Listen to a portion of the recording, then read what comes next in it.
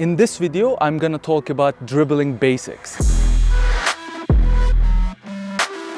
You have to learn the basics first to be able to do the advanced portion of the dribbling techniques. Whether if you should use the inside of your foot when you're dribbling or the outside of your foot, or what are the advantages or disadvantages of using the inside or outside of the foot. Using the inside or the outside of the foot when you're running towards a defender actually indicates what your move is gonna be when you're approaching to the defender. Think about a defender for a second, and you're running towards the defender using the inside of your foot. This means most likely you're gonna be taking the ball towards your weak foot, and technically that's what the defenders want you to do, because they want you to take the ball on your weak foot so you're not comfortable after your dribble. This is in case if they can't win the ball. But if you use the outside of your foot when you're dribbling towards the defender, this actually indicates that you're gonna take the ball and go outside and carry on with your dominant foot. So ideally, this is the best option for you, and this is the basics of it. First of all, really understand and actually learn how to use only inside of your foot when you're dribbling at the defender, and also only use the outside of your foot to approach the defender and then improve it from there. A good dribbler is actually the one that can go from inside to outside or from outside to inside, and this exactly reason what confuses the defenders the most. So you actually have to need to improve this ability so you can confuse the defenders, and this is what we're gonna work on today mostly. Switching from inside to outside or from outside to inside to confuse the defenders. Your dribbling basics are actually there. Then everything comes on top of this, and this is when actually thinking like the defender would give you the benefit. Because think about it, I am dribbling towards you and you are the defender. If I am coming towards you using the inside of my foot with the smaller steps, and as I'm approaching to you, I have to slow down obviously. So when I do this, then I can quickly switch to the outside of my foot and take the ball to my dominant side. And obviously it's a really good idea to be able to use both of your feet, left and right. Doesn't matter which one is your dominant or which one is your weak foot. And this really confuses the opposition.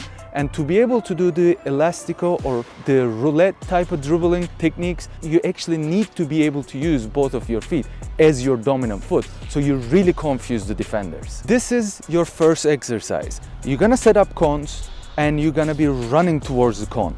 And as you're running towards the cone, when you're approaching to the cone, you're gonna learn to switch from inside to outside, because this is gonna give you the unpredictability. You can actually eliminate the defenders when you're doing this. Set up the cone and run towards the cone, and as you're approaching the cone, start to slow down a little bit, but as you slow down, you have to take smaller steps so you have better control over the ball and better composure, so you can actually keep the ball and have a better balance. And you can also set up multiple cones. Now as you're dribbling around these cones, if you're going towards your weaker side with your right foot, if your left foot is weak and if you have the ball on your right foot, when you are dribbling around these cones, take the ball and go towards your weaker side, and then take the ball to your dominant side, and then take the ball back in the weaker side again. And this is gonna give you the general idea of what a good dribbling is. Because I think, in my opinion, the simplest the dribbling is,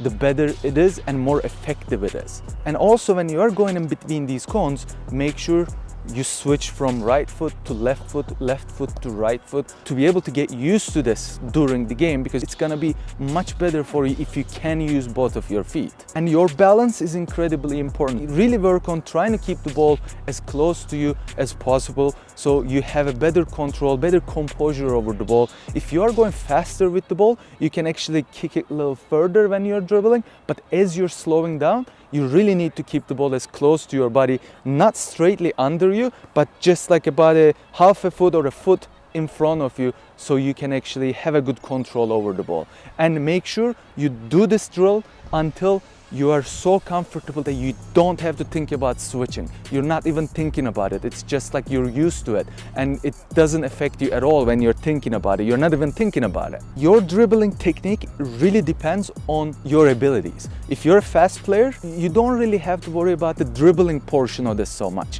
where you can actually use your speed to be able to eliminate a defender, where you can kick the ball a little further and actually run faster towards the defender and get close to them, or don't get close to them, doesn't really matter because you have quicker feet, so you can actually take the ball and go to the either side. This is very important again to actually know and understand your abilities. Personally, I'm a slow player, so I actually, as I'm approaching to the defender, I have to slow down, because what I'm doing is I'm stalling them and I want to make the move before they can actually turn, because I have the advantage if I'm coming towards you, if you're a defender, because you're facing away from the net. My goal is to get around you so I can eliminate you, and by the time you turn, I'd be gone, because I have the advantage, I have the speed advantage. When you are going against the defender, you have the advantage to actually eliminate. Even if you're a fast player or a slow player, when you're approaching to the defender, you shouldn't really get closer than 2 meters, because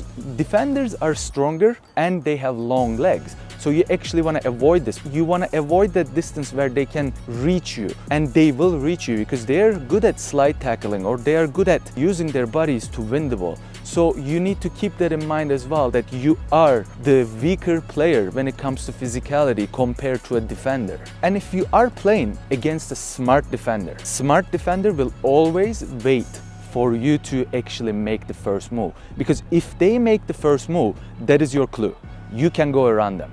And this depends on the distance between you and the defender. So if you're too close, if they make the first move, they're gonna win the ball. So if you keep that distance that I just told you about, the 2 meters, they are trying to make a tackle from that distance, this is easy for you. But if you are too close, now if they make the tackle, they have better chance of winning the ball. So you keep that distance, but also try to wait for their move first. That's the difference between a smart defender and defender with not much experience. Defender with not much experience will want to make the tackle first. So this is your clue to get around them. But if you're playing against a smart defender, they will wait. They'll wait until the last second, until they get help. So their goal is to stall you, even if they can't win against you. So these are the clues that you really need to understand. When you are trying to learn the dribbling techniques, make sure you learn how the defender thinks, what their goal is, what their positioning is, because this is gonna indicate what you actually should be doing as your dribbling move. That's why I suggest to you that you don't only watch, if you're a winger, don't only watch winger videos, watch fullback videos, watch center back videos. This is gonna give you the clue and ideas of what they are capable of, where they are supposed to be, what position on the field they need to cover. And I have many center back videos, fullback videos, winger videos. You can find all these videos on my playlist.